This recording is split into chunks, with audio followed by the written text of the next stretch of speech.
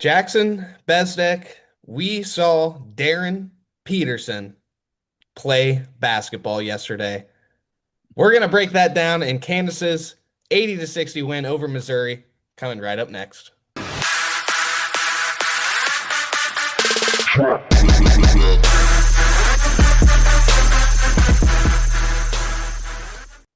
All right, everybody, happy Monday. The Jayhawks are now on the right side of the border war once again. The Jayhawks in T-Mobile Center in Kansas City defeated Missouri 80-60. And Bez, honestly, uh, in the second half, this one wasn't really close.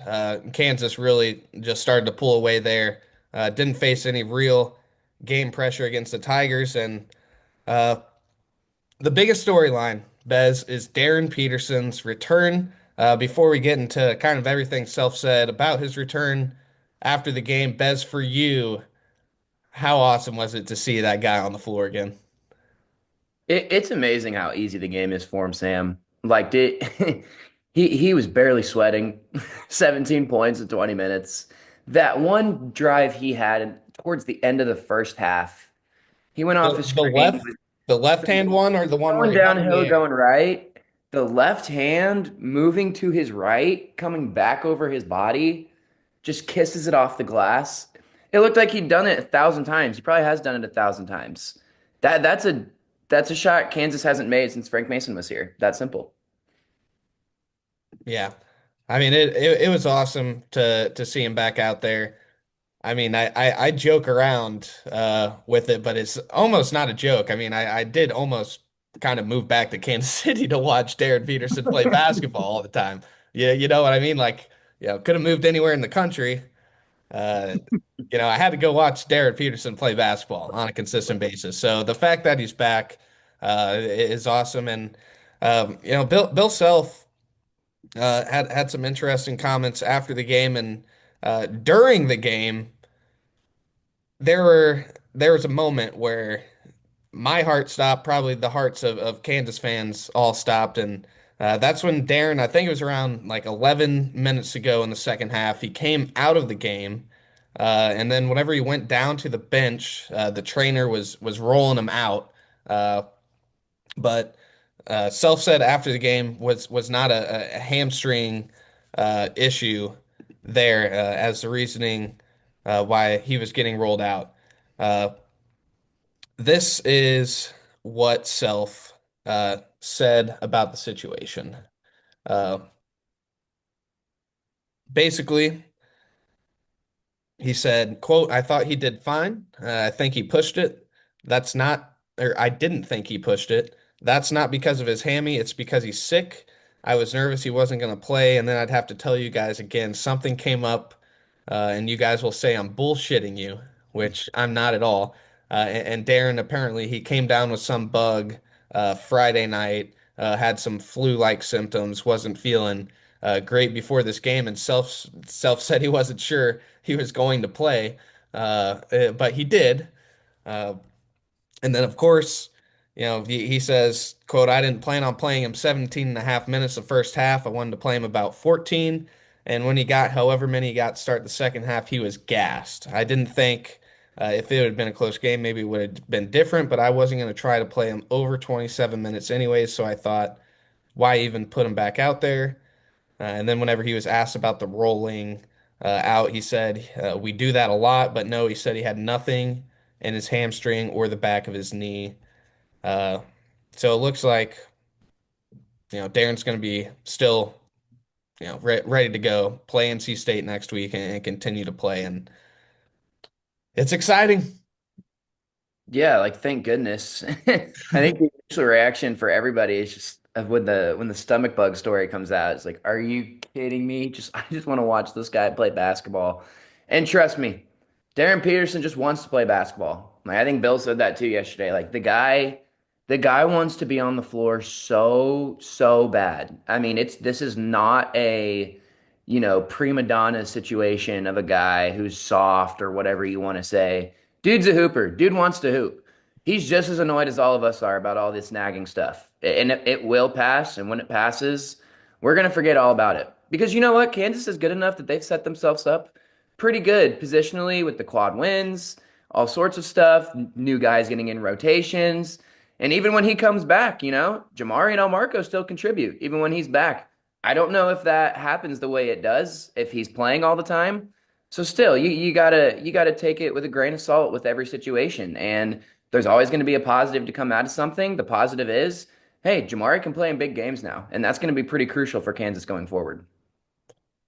Yeah, I think Kansas fans, with just calling out Darren in this situation, like Stupid. not every situation's a situation you have to read into, Right, guys.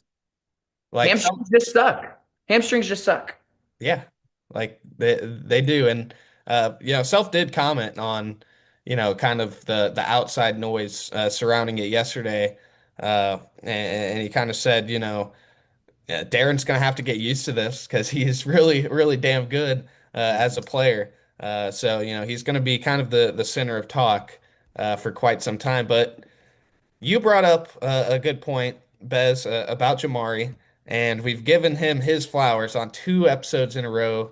Now he was really good against Missouri, I thought too.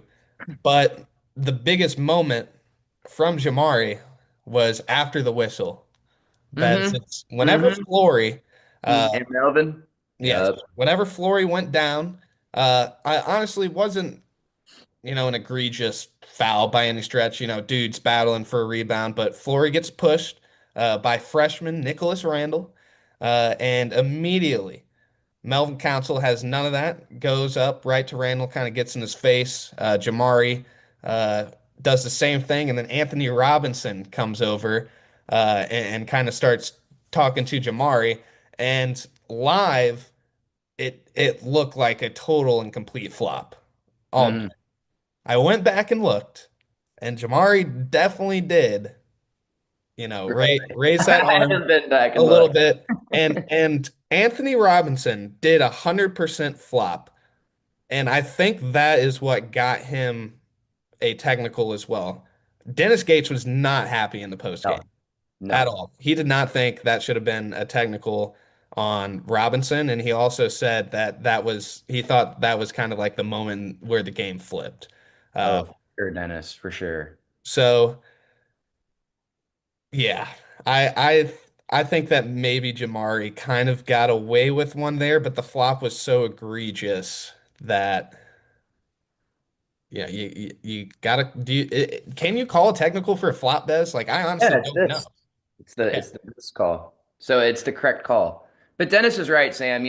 If they don't make that call, there's no way Missouri loses by 20. That's how important that call was, is that it was a 20-point swing. Are we serious? Really? How about get mad at your team for having no defensive structure for the first 10 minutes of the second half?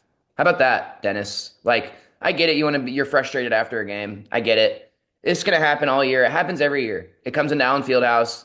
Some coach complains about a call that happened 30 minutes ago and they lose by double digits. It's like that was the turning point. Like, really? Your team completely shut down after that and couldn't guard a soul for the rest of the game because of that? It happens all the time. It's infuriating. Like, stop with the victimness and the little brotherness. Like, just man up and let's guard.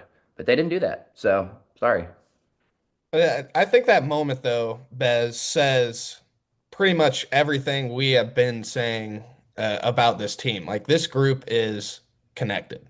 And Right. the past Right. 2 years, like let's be honest, it did not look like that. Hmm. Like I remember last year we were talking about, I forget who it was, what game it was. Somebody fell on the floor, right? And none of Kansas's Hmm. players went to go pick them up. Happened a lot. And this year, a foul that was a little bit of a harder foul draws that type of reaction from the guys. Bill Self said after the game that this team is closer than the teams of the past couple years. They hang out with each other all the time. You can see it on the court, man. You can see it. Like I remember watching the video board during the starting lineup introduction, the handshakes. Like El Marco's, the first player to dap everybody up, and he's hyping everybody up. Every single starter that walks out is looking at each guy as they're coming to handshake, like, yes, let's go. Now it's go time. Like, God, I love this team, Bez. I love this team so It, much. isn't it great? And you know, Bill loved that little scuffle too. He loved it, and And some of that is real too. quick, Bez, Jamari, he was kind of getting physical, and Dude, he was ready to throw. there were He was ready to situations, go. there were plenty of situations before that scuffle happened where Jamari was already kind of getting a little Hot, rattled. man. This isn't his first border war, you know? And I think there was a little bit of that too. Like rivalry game. Let's fight. All right? I'd love to see that. I'd love to see that. And it's again, not to harp on what I kept saying in last week's episode, but refreshing. It's refreshing to watch guys want to fight for each other. You know, like that's something like you just said, Kansas didn't have last year. And you can speculate all you want on how much the guys actually liked each other, how much they hang out, all that different stuff. But the fact that Bill made a point to say it about this year's team doesn't necessarily mean last year's team was a bunch of losers who didn't like each other. But what it means is though is he's noticing it with this group. Like, hey, this is a bond that we have. This is a real thing that you can build upon. And nowadays when there's a bunch of new players on every single team, that's harder to find. And it's still not even Christmas yet. Some teams will find it in the middle of conference play. They rip off a few good conference wins in a row. That really brings the team together. But it's rarer, not completely rare, but rarer than it has been in the past for a team to be this cohesive on December 8th. And, Like it's and that's nice and to that's see. the scary thing, Bez, because this is the time of year where you don't play necessarily, Mhm. 2, 3 times a week, and there's a Mhm. lot more practice time. A lot of practice, a lot of alone time, a lot of time in the dorms. Like there's just a lot of togetherness right now, and I think that's what broke this team last year. Is this is the stretch where we're like, all right, we're gonna get it together before conference play, and then it didn't happen.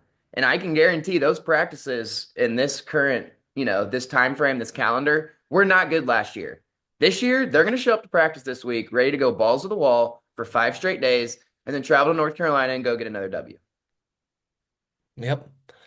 Just a couple of guys. I want to give their flowers, and then we're going to talk Kansas's defense, kind of the diminishing roles of Cole Rosario and Jaden Dawson. Then we'll do some final thoughts. But Trey White, another double double last night. I believe it was 20 and 13 Mm-hmm. for Trey White. Mm-hmm. Bez, Trey White is now shooting 44.8% from three. That's amazing. That's amazing, Sam, because I was hoping for like 34 He shot from him. 32.9% on 70 attempts last year, 23 of 70. This year's 13 to 29. Mm, mm, that is good. And That guys, is I think this is something that can hold because of Darryn Peterson. right. No, I agree. Like Trey White said after the game, he'd never had so many open shots in his life Dude, because you can even everybody's see it. focused on Darren. Dude, they were hard hedging on those ball screens in the second half, and DP was retreat dribbling, and he's 40 feet away from the hoop with two guys in his grill. Whoop, whoop. Just nice and easy. Pop, pop. I mean, and guys are gonna try and double team Darren all season. You don't think Darren's been double teamed before? You don't think he knows how to play out of a double team? He's been double teamed since he was 7. Like he kind of knows how to play out of a double team. So bring it. And Trey's gonna make plays. And the best part about that is you can even kick to Trey, and even if he doesn't have the shot, he's another guy who can go back middle and play make himself. Now in a 4-on-3, I mean Trey White can do that all day long. He He, kicks to he Melvin. might. Melvin can get downhill and play make. Like there's just so many different ways it can work out so well. And Trey might be the best foul baiter in the history of college sports. In the history of Kansas sports, for sure. I haven't seen a KU guy like I quite mean, like. there are times, Bez, when like he draws, one of those just silly fouls, and CJ Moore was sitting next to me yesterday, and we just, kind of look at each other and be like, there Little goes there rascal. goes that man. There he goes. Here we go Devontae again. used to do this thing where he'd like throw his head back every time he dribbled, and he had that fro, so it would just flop and they're oh foul, foul. So I got to give Devontae his flowers for that one. But Trey is Just how does He's he a do it? dog. He's a How did freaking dog, dog, bro? guys. He's And this a dog. response is after we talked about him, disappearing a little bit against UConn. Uh, so big bounce back. Big bounce back uh there from Trey White. Uh Elmarco Jackson is the other person I wanted to give flowers to, Bez, because this is a guy now that I think understands his role so well and just comes in and plays so hard that we have to. I mean, Elmarco Jackson has pretty much made up in his mind, I can get downhill against Right, anybody in the country, and right. I'm going to. Hmm. What did Elmarco do? I'm pretty sure first play he checked in. Boom, drive, foul. Did the same thing against UConn too. He lost Like, it out of bounds, but it was the same type of mentality. and this is again Kansas's what, probably eighth man right now, seventh, eighth man Yeah, right I now, think and he's and a notch behind Jamari. Yeah. he just knows his damn role, Bez. He just knows his role. I think that is I think Bill's telling him like, hey, if I'm putting you in, I need you to get to the hoop. I genuinely think that's what's happening because the offense gets stagnant. Flory's doing his work, Darren's doing his thing. That's great. Maybe Melvin's struggling a little bit getting downhill. Now Bill's got another guy. Okay, Marco, if you're in, right, and this is going to be more defined as you start playing conference games, short rests. You've got, 3, 4 games in a row of just like, oh, we got to go play them. Oh, we got to go play them. That'll happen. And when Omarco is in those games, he's not going to be playing the 27, 28 minutes like he did against Tennessee. And he's aware of that. So what Bill has told him is, hey, if I'm putting you in, I need you to guard and I need you to get downhill. Those are the two things we need out of our offense right now.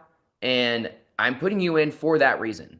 This is not all right, Marco time. Marco, your point guard, let's keep running the same things. No, we need to put pressure on the rim. Oh, Marco is my best guy off the bench to make that happen. And on the inverse, man, if we can't hit a shot, Jamari, get out there, guard, and go knock down a couple threes. So they have similar roles, but the offensive production of those roles is going to look entirely different. But I think it's a beautiful thing because those are two guys who understand it, who accept it. Like we've talked about, love playing for Kansas. They Yep. could have gone anywhere after their freshman. Well, not anywhere, but they could have gone to any. I mean, both of these guys could be the best player at a lot of mid-major schools. Like, think about that. They definitely had offers and good NIL money to go do that, but they didn't want to. They wanted to stay at Kansas. They wanted to learn from Coach Self, and now they're getting impactful minutes on a team that's way better than the team they redshirted on. And they have clear defined roles to where if you're a bench guy, that's all you want. All you want is if I go in, I know what I need to do. And for last year's, like AJ Store checks in. I don't know. You don't know. He doesn't know. Bill doesn't know, right? That was such a headache. And even if you start AJ Store, well, I mean, any type of rotation you tried to find last year, bench guys are coming in having no idea what they need to do. This year, it's completely different. Even down to Paul and Baya. Paul, you're going to play 3 minutes. Can you go straight up? Can you make a dunk? That's all you need to do. Then we'll sub you out. Can you That's all turn it around? Can you is. turn around? Can you not get baptized in the T-Mobile Center? That was hilarious, by the way. Dude That said for was 20 I, seconds. I'm sorry that Fresh. was that was good. That was good stuff right there. If you guys didn't know, Paul and Baya, I can't even really explain it. He was just Disrespectful. completely turned around looking at the basket as Mark Mitchell is driving to go dunk on him. So Mark looked good. yeah, Mark did look pretty good. Bez, are we concerned about the bench wing spot at all? Because Mm, very clearly, we Darren, Melvin, Trey White, Bryson Tiller, Flory. I mean, those are the five guys yep. right there. Everybody knows it. Those are the five guys. Then you got Jamari and Marco coming in off the bench, kind of filling their roles. The only part of Kansas that is yet to emerge really is Rosario or Jaden Dawson, kind of one or the other. Dawson, I think, played maybe 2 minutes last night. Let's go look here at the minute I, totals. I don't think he checked in until the end of the game. Yeah, Dawson had 1 minute and Yeah. Rosario had three. I thought Dawson was hurt for the first half, and he Yeah, was a it little it bit. was yeah. I mean, Well, White the and thing is, Council like, both had 36 minutes, but Flory and Tiller both had 27. Peterson with 23, Jamari with 24, Omarco with 21. Nobody else above 3 points or above 3 minutes. Sorry. So the the thing that sucks about Jaden, and I said this before the season started, when he was, you know, bugging with injuries a little bit. If Jamari comes in and hits shots, that's what they brought Jaden Dawson in to do. So if Jamari's doing it, why does Jaden need to play? And I'm saying this is what going through the coaching, the staff's mind, right? They brought Dawson in to maybe compete for that second guard spot in the starting lineup, but Melvin, I think, pretty quickly established himself as that guy. So now Dawson's, the shooter off the bench, right? The guy who can get his own shot, the guy who will guard, 40+% 3-point shooter. Okay, we'll bring him off the bench. Well, he goes down, so Jamari has to fill that role. And Jamari's been excellent in that role. Excellent. So why are you going to take minutes away from Jamari now? You're not going to do that. I'm not taking nothing away Right. from Jamari now. Right. He's awesome. Until he's like 0 for his last 13 from 3 or something like that, But he's going to and he's so it's going good to stay the defensively. same. I don't really think that matters, to be honest. But And that's another part of it. Rosario is the one I'm more, you know. Right. So that's my answer to your question is so if Rosario is your wing piece off the bench, right? You feel a little small. Okay, he's only about 6'5", maybe 6'6". He's not like a wing necessarily. I mean, he would have been a great wing in like 2002 probably, but it's guys are pretty tall nowadays, Sam. I don't know if you've noticed that. But I think if Bill staggers minutes correctly, which I feel he's done a pretty decent job of so far, still trying to figure that out, but I think he'll get there. You can always have a Tiller or a Flory on the floor all the time. Now, we've seen a lot of Mbaya lately, and I don't want to say high leverage moments, but first half in a 1 point game against your biggest rival, that's not a nothing moment, right? So I think Bill also realizes, hey, he's going to need to play in conference games. Like there's going to be 6 to 8 minutes where we're actually going to need him to be productive. So we're getting reps in with him right now. I like to see that, get Paul comfortable because of that. So if you have, if Tiller and Flo both need a break, you can run a Trey White at the 5 lineup, which I think would be really fun for a couple of different reasons. But I don't want to see that. for most teams in the Big 12, you're going to get crushed, on the glass with that lineup or just, inside defensively. You just don't have a guy to match up there. So it's going to have to be Mbaya. And that is because that Rosario spot, that wing spot off the bench, it's a smaller spot. If that guy is 6'8", 6'9", you can toy with the lineups a little bit differently and have him and Trey White be your 4-5, which is still a smaller lineup, but not like a tiny lineup. Trey White at the 5 is a tiny lineup. And that's because they really don't have a backup wing, do they? I don't know who they were planning. They were probably planning on it being Tiller, and then Tiller has just emerged into a bona fide guy that, oh, you Now, have to start yeah, that guy. now you can't take him out. Yeah. You can't take him out. Uh, Bez, some final thoughts here. I stumbled across this yesterday. Uh, Literally, I was putting in the season series. I put in the season series history into Chat GPT, and I just wanted to know what the average margin of victory was because I was trying to do all that math. And then Chat GPT spit out that Kansas had like this is the 100th time Kansas had beaten Missouri by 100 points or by double digits. Sorry. Uh, and so I was like, what? And so I look back, I counted twice, Bez, and this is indeed the 100th time that Kansas has beaten Missouri by double digits in basketball. That is more times Kansas has beaten Missouri double digits in basketball than Missouri has wins in I think it's 273 game series. So there's a factoid to make you feel better today, Bez. Oh, that does make me feel great. Those idiots. I just don't like them. I just don't. I don't like them, Sam. Nothing good. Nothing good comes out of Missouri. You have any final border war thoughts with Rosario? I guess I didn't really answer that, but uh, I'm not all that concerned. I think Rosario is going to keep working, keep getting better, and Yeah, you he'll be know, fine. the minutes will come if Yeah, they're needed. So, right, right. He'll be fine. And he's a reclass guy, so he's still really young. Don't rush it. And that's the thing with these kids nowadays is you want to go, go, go, go, go, so fast. Like sometimes being patient, learning under Bill Self, under Jock Vaughn, under our great staff, that's the best thing for you right now. So just be patient, it'll happen. well, all right. Whenever we come back, we will be talking a little bit on Bill Self's comments and Dennis Gates' comments extending the border war. We will be right back. There is no sport in America that is more difficult to follow than college basketball. It can be overwhelming. That's where the Field of 68 Daily comes into play. The Daily is your go-to source for injury updates, recruiting news, and transfer portal additions that actually matter. For just $50 a year, get access to the same information that your favorite team's coaching staff is subscribed for. Quality content can be hard to find in the college basketball space. The Daily is here to help you with that. All right, we are back here on the hum.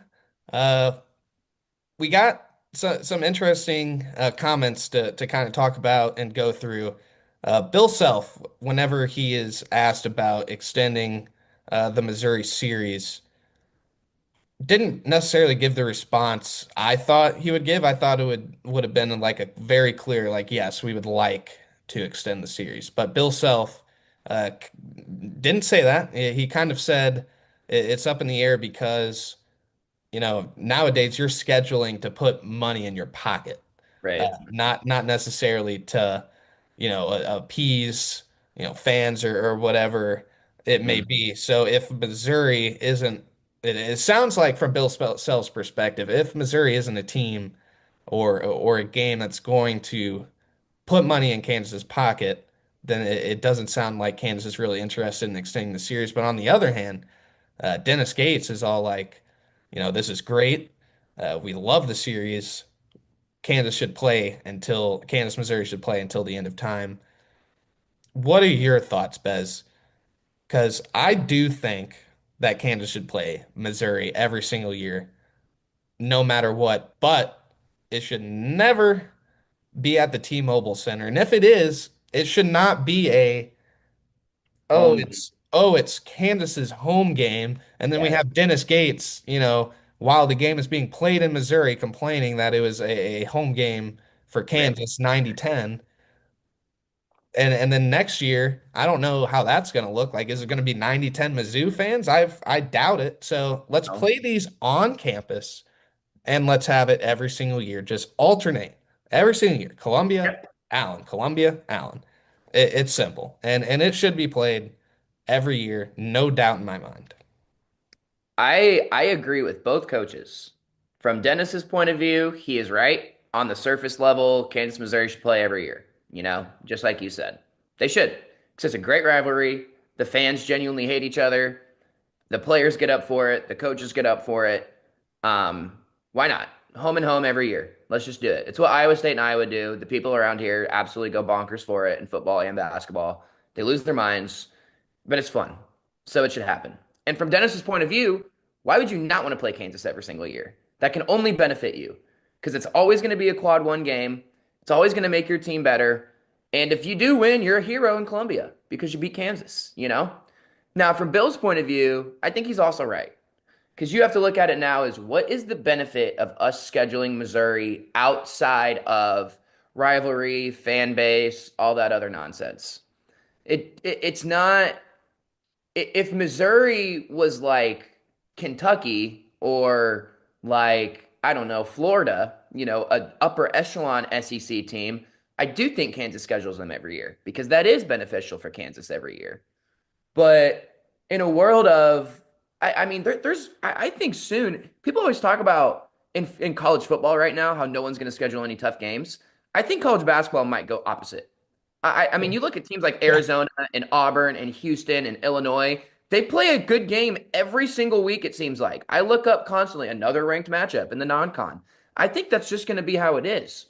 So Which It's is super, awesome, by the way. which This is this start of the college basketball phenomenal. season, Bez, has been, Phenomenal. It has been so much gosh, fun. it's been great. So much freaking fun watching these games. I And we've had a love, lot of blowouts too, and it's still been awesome. yeah, yeah. It's been great, man. And if Missouri's not going to be a top five SEC team, then you can go schedule a top five SEC team in their place, and that's going to be a better game for you. Now, Missouri's got quite the recruiting class coming in, so maybe they're on the Next year, up and up. guys, is going to be a lot of fun. A It's going to lot be of a fun. great game. A great game. Jason Crow, if you Great don't game. know who Missouri is bringing in, is like a Their guy. perennial, Hmm. 40-point scorer. I've seen him drop 40 points against good at EYBL teams Right. before. So Right. Like, it's going so to be fun next year. maybe Missouri starts to establish themselves as a little bit there, but it is getting to the point where outside of last year, Bill Self's worst team and a bunch of guys that didn't care getting blown out by 20 at their place. Every other game has been a whopping. I mean, we've just destroyed them. Hasn't been close ever outside of that game. So Bill's looking at it that way of, okay, what's our benefit here? What's the money looking like? Where are we going to play it? Because the games do need to be on campus all the time. Just stop. Kansas plays one stupid Kansas City game every year, and it's been happening my whole life. I've never understood it. Well, Like I every think it year, is beneficial for, you're going to be in that building for the Big 12 tournament. Get a game in there. sure, that's I fine.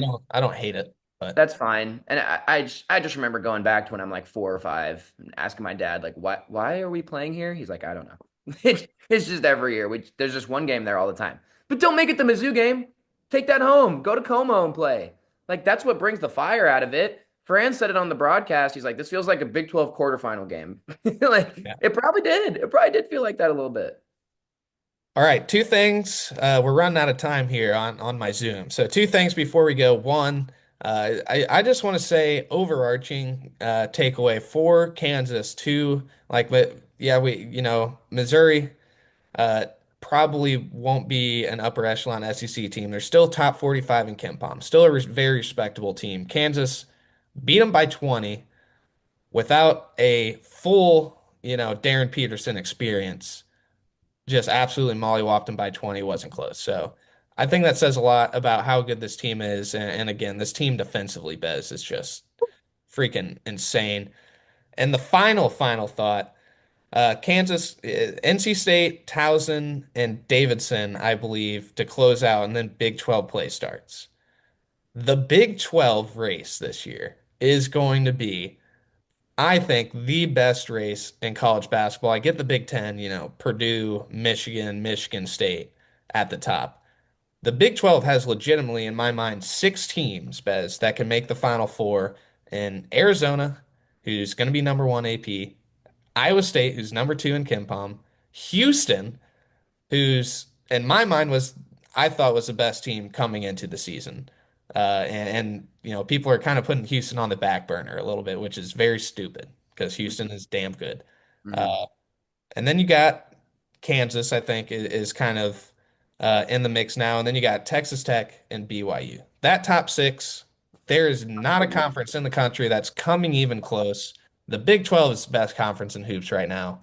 Uh, Heard way too much Big Ten. The Big Ten is not the best conference right now. It is the Big 12. It's the Big So 12. Not close. that's what I wanted to end on. Thanks for joining us, guys. Appreciate it. We'll be back before NC State with a guest to chat that matchup with Will Wade's group.